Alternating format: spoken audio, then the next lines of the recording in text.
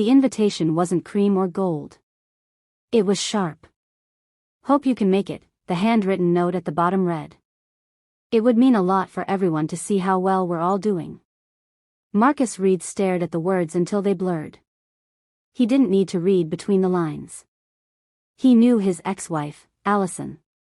She didn't do anything without intention. She wanted him there to prove a point. 3 years earlier, Marcus had stood in their half-empty living room while movers carried out furniture he could no longer afford. His construction company had collapsed after a major investor pulled out, leaving him drowning in debt. Lawsuits followed. Bills stacked up. Pride evaporated.